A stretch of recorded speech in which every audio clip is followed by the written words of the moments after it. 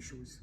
À la base, c'est l'humour, l'amour, la joie de vivre, en tout cas la bonne ambiance. Donc, quand ça devient comme ça, c'est en même temps gênant pour moi, voilà, gênant pour vous, pour tout le monde est mal à l'aise. Et quand tout le monde est mal à l'aise comme ça, je suis triste aussi. Donc, je vous demande humblement pardon. Tout ce qui est en train de se passer est indépendamment de ma volonté. Parce que je me retrouvais dans une scène privée. Voilà, c'est ma vie privée. Parce que être star, être personnage public, c'est bien beau. Mais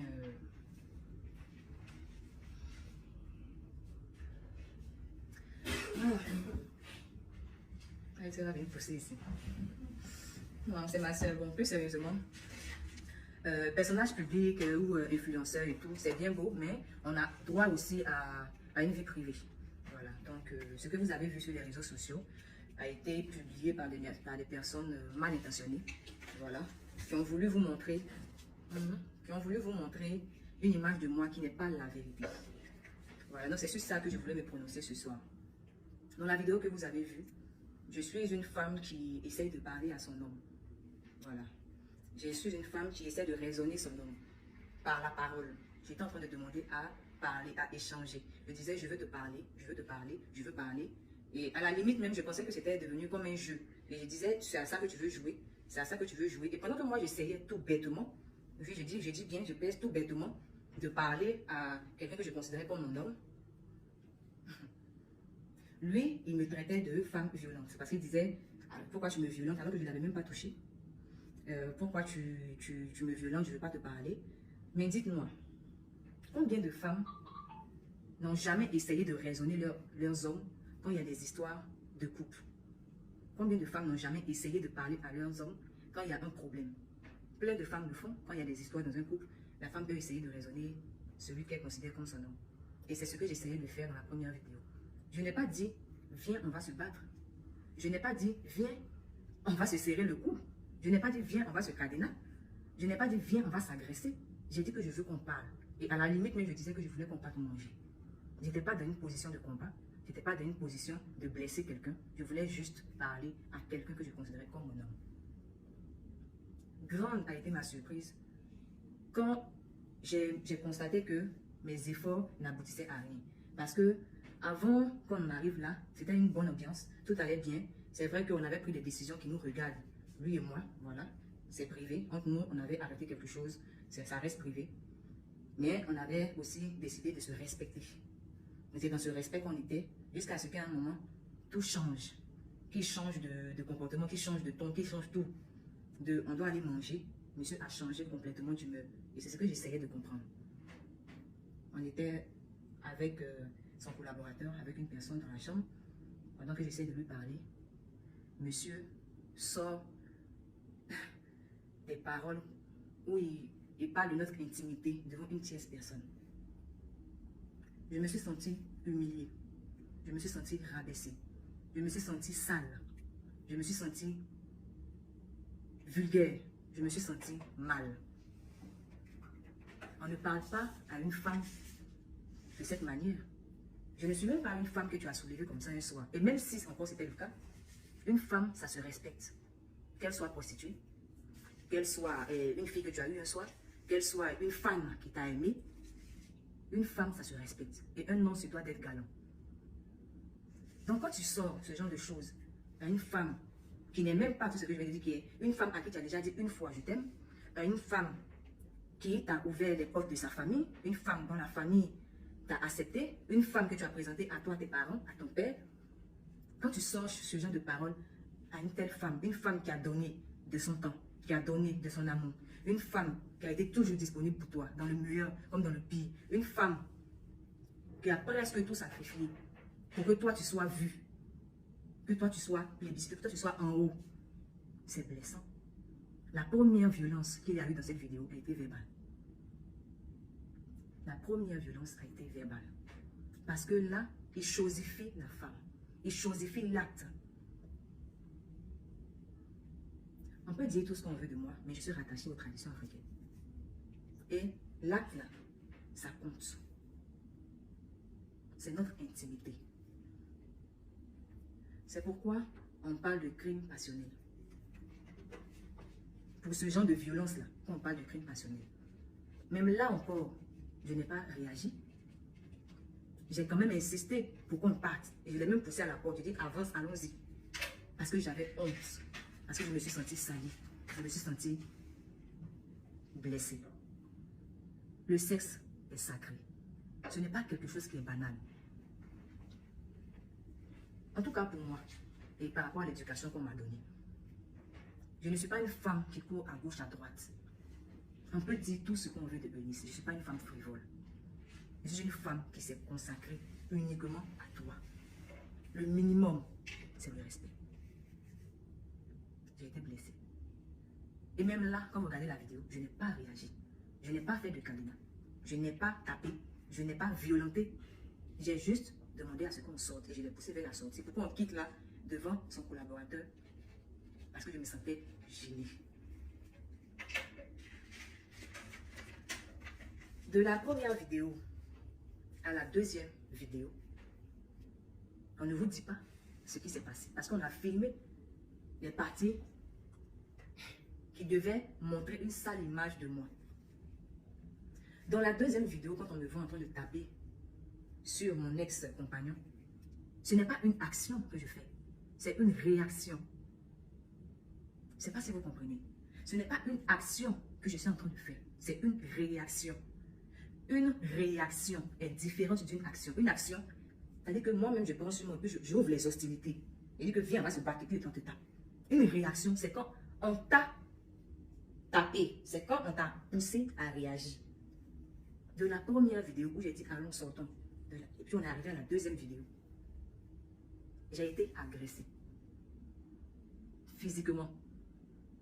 Donc dans la deuxième vidéo, quand vous me voyez en train de taper et que je m'acharne, c'est une réaction.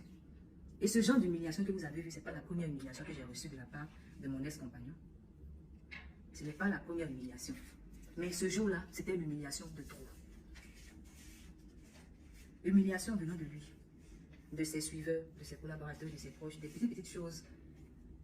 Je les ai acceptées. Pas acceptées même, je les ai supportées. Pour ne pas que le problème arrive quelque part à une autre dimension. Parce que j'étais toujours dans l'esprit de protéger cet homme que je considérais comme mon homme.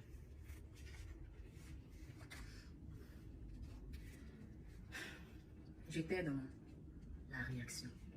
Et pour ça encore, je présente encore mes sincères excuses. Je suis Eunice, la comédienne. Je suis Eunice, l'humoriste. Mais je suis Eunice, l'être humain qui a un cœur. Je suis Eunice, une femme qui a aimé. Parce qu'au-delà de la joie, de l'amour que je vous donne, je suis aussi une femme sensible. Et je tenais à remercier au passage mes partenaires qui ne m'ont pas abandonné, qui ne m'ont pas lâché depuis que cette vidéo fait rage, fait parler d'elle sur les réseaux sociaux. Mes partenaires qui sont restés quand même avec moi, qui ne m'ont pas laissé tomber. Je vous dis merci et je vous présente encore mes sincères et profondes excuses. Si ça ne dépendait que de moi, jamais de la vie cette vidéo, ou bien ma vie privée, allait se retrouver sur les réseaux sociaux parce que j'ai vécu beaucoup de choses que j'ai toujours gardées sur moi. Parce que je me suis toujours dit que ça nous regarde. On pouvait venir sur les réseaux sociaux pour écrire des petits statuts à la volée, là, et puis les gens pensent que c'est buzz. Faire ça, mais entrer en profondeur comme ça, nous présenter de cette manière, jamais de la vie, ça pouvait nous traverser l'esprit. Mais comme on dit, qu'on ne peut jamais connaître les gens qui sont autour de nous, malheureusement pour nous, malheureusement pour moi, surtout, voici ce qui est aujourd'hui. Donc dans cette chambre, il y a eu beaucoup de choses qui se sont passées. C'est Kadena que vous avez retenu, parce que c'est ce qu'on vous a montré. Quand vous regardez la vidéo,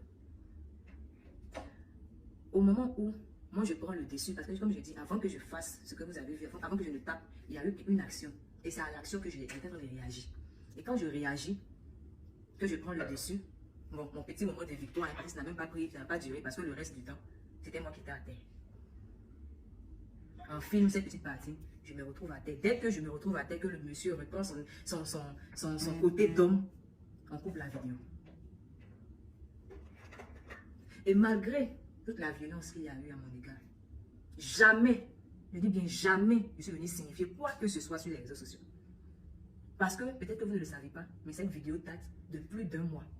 Quand j'étais à Paris, quand j'étais en France, quand je suis rentrée, avant que je revienne en France même, il y avait eu cette vidéo.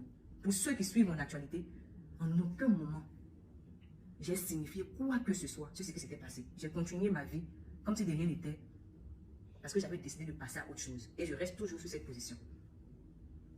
Je n'ai fait mention de ça nulle part. Vous me voyez, Eunice, il vient ici. Hé, pourquoi tu parles comme ça? Hé, pourquoi tu parles comme ça? C'est mon rôle. Mais quand on enlève les caméras, je suis une femme responsable. Je suis une femme qui sait ce qu'elle veut. Je ne suis pas une femme olé olé, non, non. Et pour ça, je remercie mes parents qui m'ont donné ces valeurs-là. Tout ça s'est passé. Et ce jour-là, quand j'ai eu un peu de répit, je suis sortie de la chambre et je me suis rendue à la réception de l'établissement. Quand je suis arrivée à la réception de l'établissement, j'ai signifié la violence qu'il venait d'avoir. Et en France, c'est différent de chez nous ici, en Afrique ou bien en Côte d'Ivoire. Quand tu signales une agression ou bien un acte de violence, automatiquement, eux, ils appellent la police.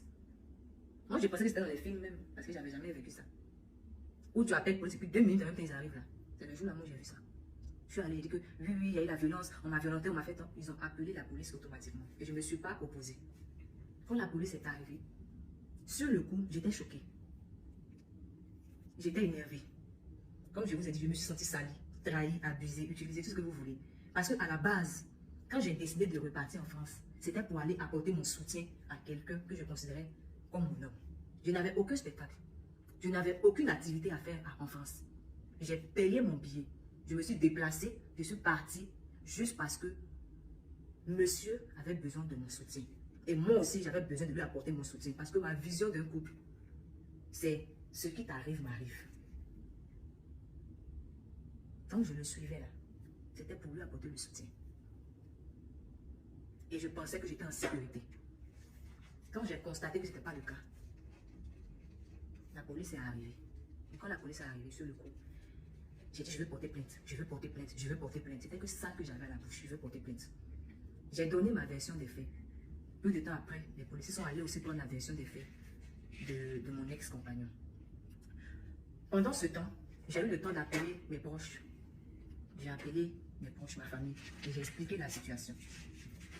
Ils m'ont conseillé de rentrer immédiatement sur Paris et de me rendre chez ma soeur. C'est-à-dire dans un autre appartement. Ce que j'avais déjà prévu même auparavant d'ailleurs. Quand les policiers sont revenus vers moi, ils m'ont fait comprendre que chacun de nous était libre de porter plainte parce que chacun de nous a reçu des coups. Selon ce que j'ai expliqué et selon ce que l'autre aussi a dit. Est-ce que je veux porter plainte? J'ai dit non. Ce n'était pas nécessaire, c'est plus la peine. Je vais rentrer chez moi. Parce qu'ils ont dit que ce n'était pas bien qu'on reste dans le même endroit après ce qui vient de se passer. J'ai dit que moi, je ne suis pas l'artiste qu'on a invité pour un événement. Donc je ne peux pas dire que je vais rester ici et puis l'artiste va partir. Moi, je prends sur moi, je rentre. Ils m'ont demandé, on peut vous escorter comme vous ne connaissez pas la ville. J'ai dit non. La gare était juste en face de l'hôtel. Donc je me suis rendue à la gare. J'ai attendu mon train. Je suis rentrée sur Paris aux environs d'1h du matin. Quand je suis arrivée, j'ai ramassé toutes mes affaires et je suis partie. Quand je suis partie, jusqu'à aujourd'hui, où je vous parle, jusqu'à aujourd'hui, je n'ai plus aucun contact avec ni mon ex-compagnon, ni son collaborateur, ni ses proches, ni personne. Je n'ai eu contact avec personne. J'ai bloqué tout le monde sans exception. Ah si, j'ai bloqué tout le monde sauf 2 membres de sa famille qui m'ont adopté comme leur enfant. Parce que ces personnes-là ont essayé de m'appeler pour pouvoir régler la situation. Ce que j'ai refusé catégoriquement. Avec tout le respect, j'ai dit vraiment non. Ce que je déplore jusqu'au jour d'aujourd'hui, c'est le fait que une personne prenne soin de filmer des histoires aussi intimes qui pouvaient prendre une autre tournure. Je répète que ça pouvait être une scène de ménage. C'est une scène de ménage. Ou quand tu aimes une personne, tu essaies de régler ça avec cette personne et avec ces personnes. Et non filmer gaillardement. On me prête l'image de la femme violente. la femme qui tape sur son homme. Mais, c'était pas ça. C'était une femme qui était en train de réagir à ce qu'elle venait de recevoir comme coup. Coup psychologique et coup physique. Si je prends, comme on le dit, et que vous me connaissez, vous connaissez un caractère violent de moi, mais vous devez avoir peur de laisser votre artiste, votre enfant entre mes mains. Vous devez courir même pour aller l'enlever entre les mains. On ne sait jamais ce que je peux lui faire là. Et non chercher à avoir des preuves. Avoir des preuves. Maintenant, là, s'il perd la vie entre mes mains, les preuves, c'est pourquoi me mettre en prison alors qu'il est déjà parti. Voilà. Excusez-moi, ça doit être le réseau. Le réseau. Donc, comme je le disais, si vous me trouvez violent, vous devez enlever votre enfant entre mes mains. Mais si vous ne l'avez pas fait et que vous êtes resté gaillardement couché tranquillement, avec les pieds bien situés comme il faut, c'est parce que vous savez que j'étais une femme amoureuse. J'étais une femme qui pouvait être énervée. J'étais une femme qui pouvait exprimer son ras-le-bol. Mais faire du mal à cette personne, jamais. Jamais de la vie. Jamais. Et jusqu'au jour d'aujourd'hui, je me pose des questions. Je me pose un tas de questions.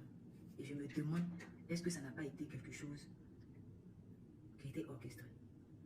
Parce que, comme je vous le disais tantôt, depuis le jour où il y a eu cette scène, je n'ai plus jamais eu de contact avec ce dernier, avec mon ex-compagnon, ni avec son collaborateur. Je n'ai plus eu de contact avec personne.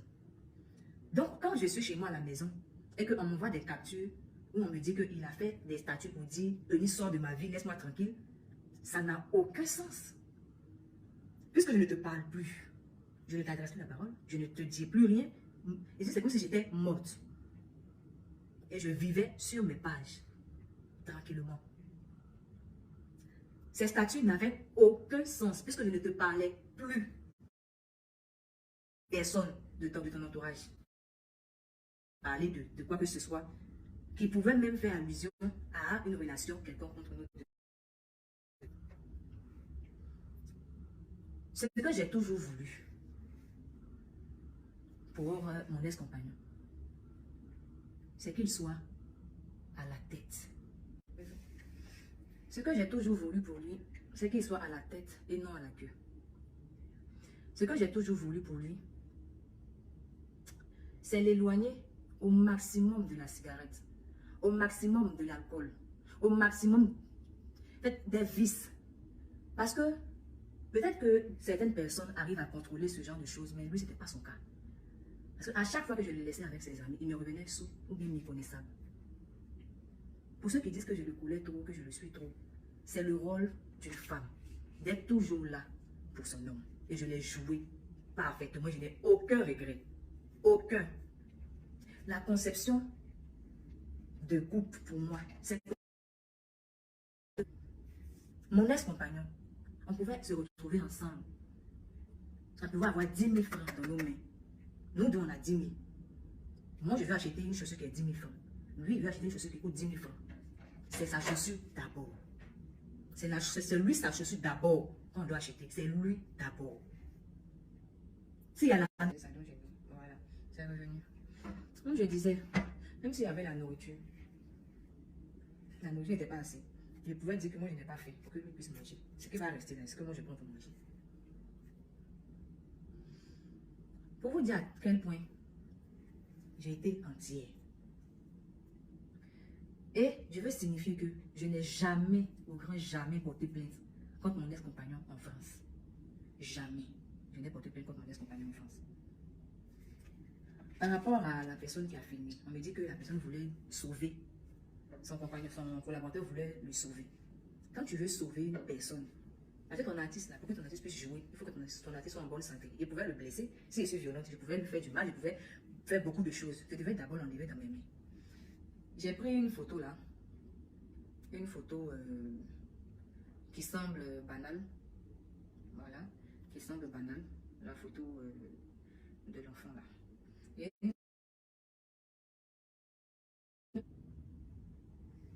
cette photo là, l'enfant avec le corbeau derrière. Vous voyez bien cette photo, non? Cette photo a fait le tour du monde. Ça a été une belle photo d'un photographe. Il a fait la photo. La photo est devenue virale sur les réseaux sociaux. On l'a invité un jour sur un plateau télé. Et puis on lui a demandé, l'enfant qui était sur la photo. Donc ça, on lui a demandé l'enfant qui est ici là. L'enfant là. L'enfant est devenu quoi? Il n'a jamais pu donner une réponse à cette question. Parce que lui, il voulait faire une belle photo qu'il allait montrer aux gens plus tard. Pour dire qu'il a été témoin que l'enfant n'avait pas bien mangé. Mais il y avait un corbeau derrière. Pour vous dire que la vie d'aujourd'hui ne se limite pas qu'à filmer. Il faut aider les gens qu'on aime. Et la vraie aide était de venir nous aider à arrêter, à stopper l'hémorragie. En tant que grand frère, je vais nous faire à soi-même pour dire que non, c'est pas comme ça, c'est pas comme ceci, c'est comment on fait. Quelles étaient les réelles intentions de ce dernier? Je me pose toujours les questions. Parce que même à peine la vidéo a été sur les réseaux sociaux, je me retrouve en face d'un communiqué qui est rempli de méchanceté, de dédain, de... Vraiment, les mots me manquent pour qualifier combien de fois j'ai été choquée par des propos d'une personne que j'ai déjà accueillie chez moi, avec qui j'ai déjà mangé, avec qui j'ai déjà rigolé. Une personne qui était censée nous diriger dans nos différentes sorties, notre manière de fonctionner, de marcher dans ce milieu artistique. Je tiens encore à préciser que ce qui est entre moi et Thierry, mon ex-compagnon, était et reste quand même un peu intime. Ça nous regarde. C'est loin des buzz, des choses qu'on veut montrer. Donc le respect de la vie privée de quelqu'un, c'est quelque chose qui est sacré. Et c'est aussi dans le droit. Je n'ai aussi jamais porté plainte contre mon ex-compagnon en Côte d'Ivoire. Mais j'ai demandé à ce que les responsabilités soient situées au niveau de la personne qui a pris soin de filmer une telle scène qui s'est retrouvée aujourd'hui sur les réseaux sociaux. Et qui non seulement salit mon image, mais salit l'image aussi de la personne que je considérais comme mon homme. Parce que quoi qu'on dise, si tu m'exposes, tu l'exposes aussi. Tu nous exposes, nous deux. Voilà pourquoi il y a certains blogueurs qui m'ont approché pour dire non, donne-moi ta version et tout. J'ai refusé. Parce que j'ai toujours dit que ça ne vous regarde pas. Et à ce niveau, je voulais parler aussi des blogueurs, que ce soit voilà, par rapport aux blogueurs camerounais. Je vais vous faire comprendre que dans cette vidéo, ce n'était pas une Ivoirienne qui était là. Je pouvais être marocaine, je pouvais être irlandaise, je pouvais être française, je pouvais être gabonaise, je pouvais être congolaise, je pouvais être même camerounaise. On ne parle pas de ma nationalité, on parle d'une femme qui était en train d'être chosifiée, humiliée par quelqu'un qu'elle a considéré comme son homme. Ce n'est pas Côte d'Ivoire, Cameroun. Je n'ai pas regardé cet homme parce qu'il était camerounais. Je ne suis pas ivoirienne. Je suis un produit universel. Je suis africaine. S'il y avait même un truc qu'on dit, je suis mondiale. Si on peut dire ça. Je ne suis pas ivoirienne. Donc, les guerres qu'on soulève, Côte d'Ivoire, Cameroun, devant venir dire non, la Côte d'Ivoire est plus truc, le Cameroun est plus que tant. Nous, là-bas, on parle à mal bouche, on soutient notre enfant. Vous vous trompez de cible. Eunice Union, c'est la paix. C'est pas dans les guerres inutiles. Et si vous avez des comptes à régler entre les pays, ne profitez pas du problème que moi j'ai eu avec mon compagnon, mon ex-compagnon, pour régler vos différends. Je dis non à ça. Et je demande apaisement. Je vous demande de cesser ça, s'il vous plaît. Si vous voulez même là, j'ai raison, je n'ai pas raison, je vais vous demander. Voilà. Excusez, c'est le réseau. Donc, je disais que les guerres là, de Cameroun, Côte d'Ivoire là, je ne suis pas concernée par ça. Donc, chers frères camerounais, chers frères ivoiriens, moi-même, je me mets à genoux, je demande pardon. Arrêtez ça. Arrêtez. L'Afrique a assez souffert des problèmes comme ça, parce que ça commence petit et après ça devient grave. Je ne veux pas me retrouver au milieu de ce genre d'histoire. Ce que vous devez retenir, deux personnes se sont aimées, ou bien si vous voulez, une personne a trop aimé une personne, malheureusement ça n'a pas marché. Et aujourd'hui, c'est terminé. Aujourd'hui, chacun a décidé de passer à autre chose. En tout cas, moi, je suis passée à autre chose. Ça n'a pas marché. Ça n'a pas marché. Que chacun rentre chez lui, dans sa maison et tout. Arrêtez les palabres, les trucs, s'il vous plaît. Je demande pardon. Ça suffit. Parce que je me rappelle encore, quand j'avais mon événement, il y a des artistes camerounais qui sont levés, qui ont partagé massivement mon affiche, qui ont été derrière moi, qui m'ont soutenu, même si ce n'était pas par rapport à moi directement, même si c'était à cause de mon ex-compagnon. Ils l'ont fait. À ce moment, on dit, même si tu as beaucoup d'eau chez toi à la maison, que tu es sorti 2 minutes et puis tu as eu soif, que quelqu'un t'a donné de l'eau à boire, il faut lui dire merci. La gratitude, là, c'est mon deuxième prénom. J'ai horreur de l'ingratitude. Tu vas me faire du mal, comment, le petit que tu m'as fait, le petit bien que tu m'as fait, là, à cause de ça, là, je peux dire que j'ai gros cœur. Je parle mal. Je peux mal te parler. Je peux te faire des choses même pour te dire que moi, je suis trop faute. Mais pour ça, quand je me rappelle de ça, moi, je dis pardon. Et je dis encore merci à ces artistes qui m'avaient apporté leur soutien. Merci à vous. Et ce que je veux retenir de vous, ce que je veux retenir des Camerounais, c'est qu'une fois dans ma vie, ils m'ont apporté leur aide. Donc pour ça, je dis merci. C'est ce que je vais regarder. Je ne vais pas regarder que d'autres m'ont insulté, d'autres m'ont lancé des pierres, l'autre non. Je vais retenir ce qui est bon. Et je vais demander aux autres de quitter dans l'acharnement, dans des palabres, dans des trucs. Non, on n'a pas besoin de ça. En tout cas, moi, je n'ai pas besoin de ça. Ce dont l'Afrique a besoin, c'est la paix. Pour qu'on puisse avancer. Donc, encore une fois, je vous présente mes excuses. Je suis désolée. Et je suis choquée. Je vous demande pardon. Parce que, même comme je dis, je suis humaine. J'ai réagi, j'étais dans la réaction. Je pouvais encore, là encore, je pouvais dépasser encore la réaction. Et puis dire que c'est pas grave, parti. Je pouvais aussi atteindre ce niveau de sagesse-là. Je ne l'ai pas fait. Aujourd'hui, je me rends compte aussi que, quelque part, même si je suis humaine, je me suis aussi trompée.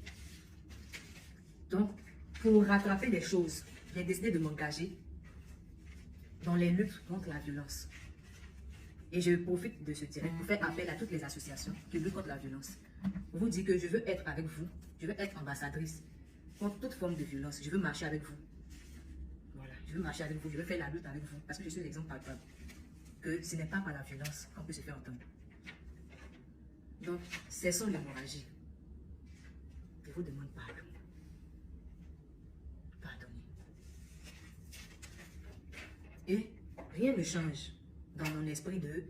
J'ai toujours vu mon ex-compagnon comme l'icône d'une jeunesse, comme un grand artiste, comme celui qui n'est pas encore arrivé à ce qu'il mérite réellement, parce qu'il vaut beaucoup.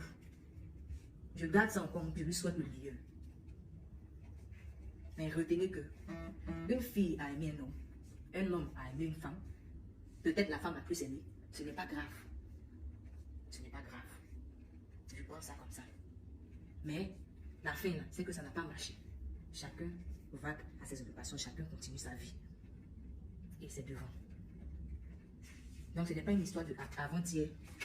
Ce n'est pas une histoire de quelque chose qui s'est passé dans 2 jours. Et puis non, elle est là, elle veut faire comme si ça va chez elle. Non, ça fait un bon moment. Et comme je le dis là, il y avait des problèmes plus graves qui ne vous regardent pas. En réalité, qui nous regardent nous deux. Que je ne veux pas étaler ici.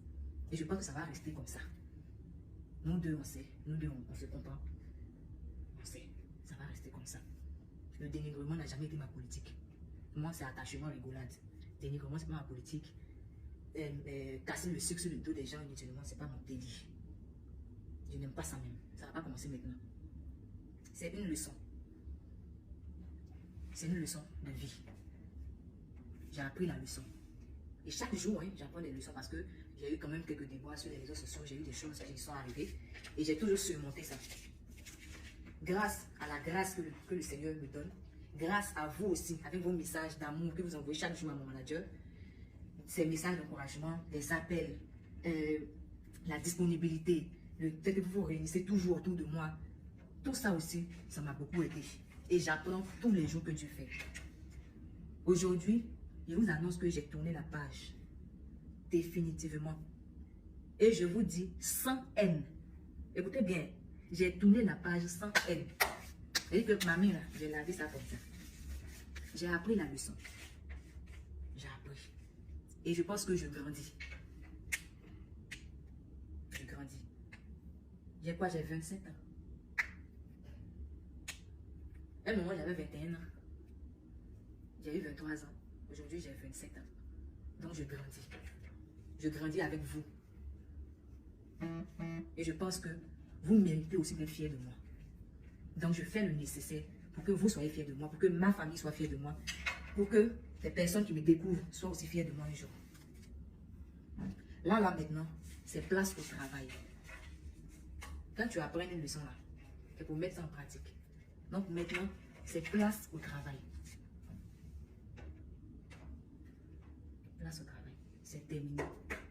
La page est tournée et puis on a fini le livre.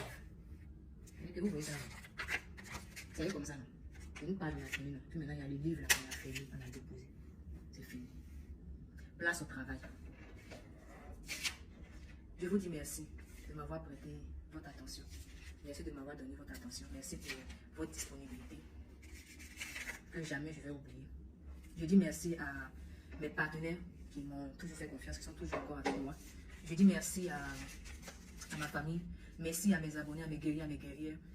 Merci à mes mamans du monde entier, à mes pères, à mes petits frères, mes grandes soeurs, mes petites soeurs, à mes amis,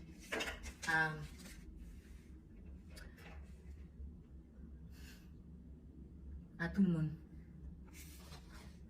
à mon staff surtout, qui a beaucoup supporté aussi, avec les appels, avec cette turbulence qu'on a vécue.